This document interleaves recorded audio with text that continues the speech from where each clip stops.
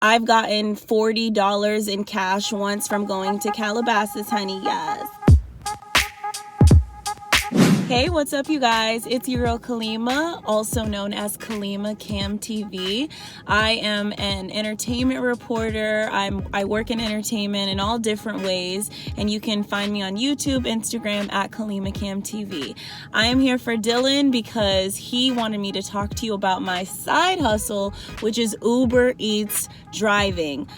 One thing about me is I love flexibility, so entertainment works for me because I'm able to do what I love and sort of book myself out and be able to be flexible enough to make money if I do need to. And this is one of those side hustles that a lot of people in entertainment that you see on television do. It's true. It's really true. It's not as uncommon as you would think. So, I wanted to give some tips and tricks. There's so many different ways to do this. There is not one way. I think depending on where you live, like me, doing someone who, has several different side hustles, sometimes with a good network, you can combine them together and, make it do what it do and collect a bag, collect a check, So first and foremost, I wanted to show you my week. I did 4 days. It was 4 days at 6.5 hours. So the first day, July 1, I made $50 within 2 hours. July 2, $30 within 2 hours. July 10, $50 within 1.5 hours. And July 11, $20 within 1 hour. So as I said in previous videos, I usually make on a bad day, 15 an hour. On average, $20 an hour. I've gotten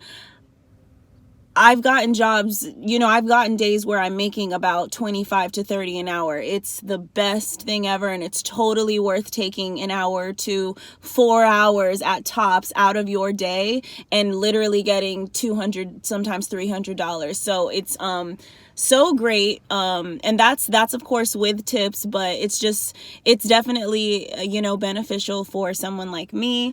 For 6.5 hours to make $150 in 4 days and hardly even giving up a lot of time, definitely worth it. I'm someone who has a hybrid, so for me it is not expensive to fill up my tank, and I'm able to sort of drive around in my little city car. I have a little Prius, and it's easy. There's really no reason for me not to.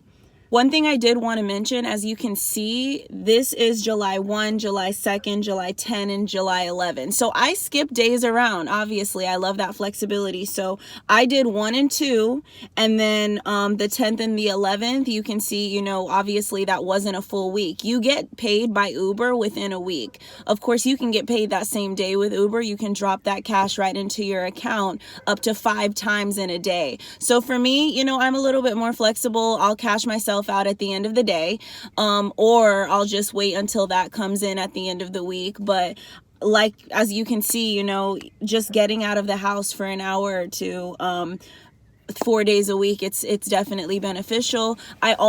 This is one of the most important parts. In order for you to make the amount of money that I'm making or better, you have to only do boost hours. I don't do regular Uber Eats hours.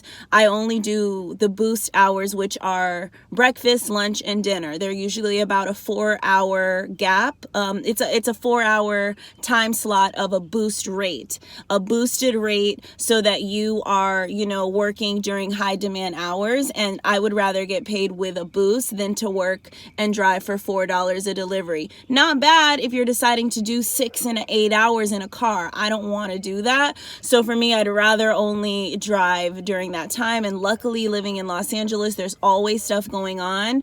And then there's always people, of course, who don't want to deal with the traffic. So that's why they pay for that boost for the drivers. Also, places like Beverly Hills and Malibu, nobody's driving within that radius who lives in Beverly Hills and also does Uber Eats. It's the drivers that live outside of the luxury areas that are driving, that, Uber is trying to get to drive into those areas of those people who are definitely not going to drive.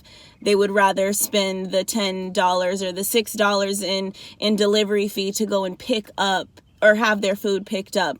And then here I am knocking on the door. So yeah, I think that it's definitely worth it. This is the amount of money that I'm showing you is including tips. Places, of course, like Beverly Hills and Malibu, they do tend to tip better. I've gotten $40 in cash once from going to Calabasas, honey. Yes. It was really awesome. It was actually for Postmates. I have done Postmates as well. And I just remember I got there and he was like, "Have you been paid already? Like, do we pay through the app?" Like, wasn't even familiar on how it works. And then I was like, "Yeah, you already did." And he had already had cash, thinking he had to pay me. He's like, "Well, thank you so much." Not drunk or anything, just a gracious, nice person. So, I mean, that was my experience. Like I said, $40 tip doesn't happen often for me, but this is also someone who's telling you that I've only driven 6.5 hours within a week and a half period. So I'm not driving a lot, but definitely I think for LA people, like the Valley, I always, it seemed to be more people who tipped. Honestly, the lower income places as well, Inglewood, I usually at least get $2 and $3. There's really no telling. You know how tipping is. If you've ever been a server, you can't look at someone and think that they're not gonna tip you. And then another great thing is that a lot of people do tip in cash, which is really, really cool, because that no messy business is going to go on with the app, and that's really great. But honestly, I haven't had any complaints. If you do, never hesitate to call the Uber line. Definitely get that number saved in your phone, because there's going to be scenarios where you're going to need answers right away, and gratefully they do have a 24-hour phone line service that you can at least speak to. So good luck, you guys. I really hope this helped. If you have any more questions or some topics that you want me to cover as an Uber Eats driver, or just, a driver in general who makes money on the side as a side hustle, definitely hit me up at KalimaCamTV. Once again, I'll see you guys next time.